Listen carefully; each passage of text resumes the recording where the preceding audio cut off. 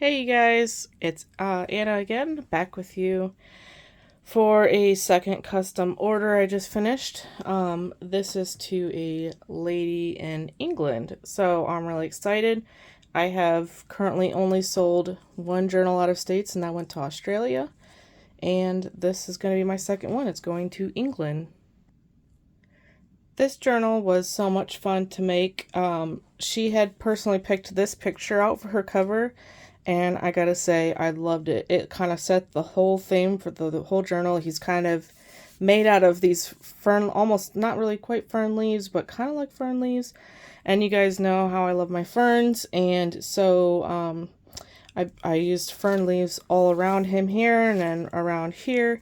And he's this very magical creature, so I wanted a very magical name to go with it, and Wanderlust just sounds really magical to me. And then I used this fun moss ribbon here, and I put some just loose threads. I keep this container of my loose threads, and I love decorating with those. They just make a really cool effect. So I put some of those loose threads underneath there, and it's all sewed in so nothing's going to come out. And there's lots of threads hanging out everywhere. This one was kind of big. I think it was like 400 and I want to say 460 pages, something like that. So it is 7 signatures. For the back here, we've got some more fern leaves. And then this is an all fabric journal cover. There's 4 layers just right in here in the main base of it. And then there's more layers to decorate it. For the tassel here, we've got the kind of tassel that I showed you guys that I make now, where it's just permanent on top. Actually, I came up with a new way of doing it since that tutorial video. I now do all the signatures like normal. So as you can see, the tassel is not attached to that signature in this area. So it is tied in just like normal, which is more secure. Because I kind of didn't like how tying in the tassel or tying in the signature was up here, and things could sort of slide around a little bit. Not much, just a little bit. And I just didn't like that. So I now tie in the signature like normal on the inside in the middle, and then I poke a hole at the very top of the pages. Oops. Right in here, goes through the top of the signature, and then I just use the thread for this signature is just extra long. So it just, after I've tied it, I bring them up with the needle and I go through this hole. And then I just leave them hanging out here, and then I tie my tassel on after the book's been made. So the signature tying is completely separate from the tassel tying, and it's much more secure that way. Also, it lets me put the tassel at the very, very top of the journal. So it's not like down here anymore, it's now up here. So I really like that. I started doing that on the last journal that I made, that last custom order, and I forgot to talk about that. There are 2 strands of beads in here with these adorable mushroom beads. I love these mushroom beads. So you can see those. They're pretty similar in layout. And then we've got some of that crimped seam binding going on, along with all the eyelash trims and my favorite yarns. And it just looks, oh, they always look amazing. So yes, this is another amazing tassel. I love it so much. And I really love this cover. This is just so gorgeous. So that's that. And we've got our closure here, the way I always do that.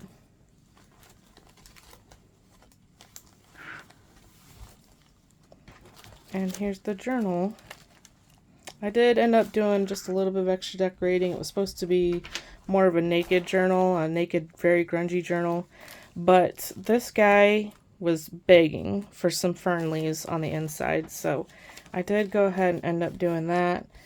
A lot of the ephemera is going to be more tree guys. because she really liked that picture, and so I felt like kind of sticking with that theme of these tree men. And I think that's pretty much it to talk about, so I'll just go ahead and do the flip through.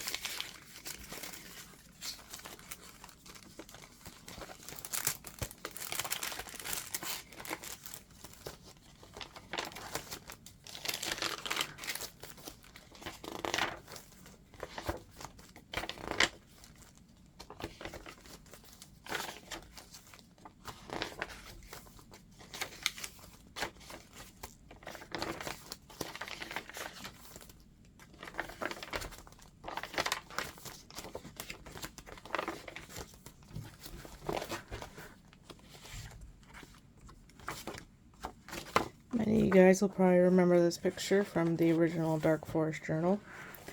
And that's the end. Thank you guys so much for watching. Have a great night.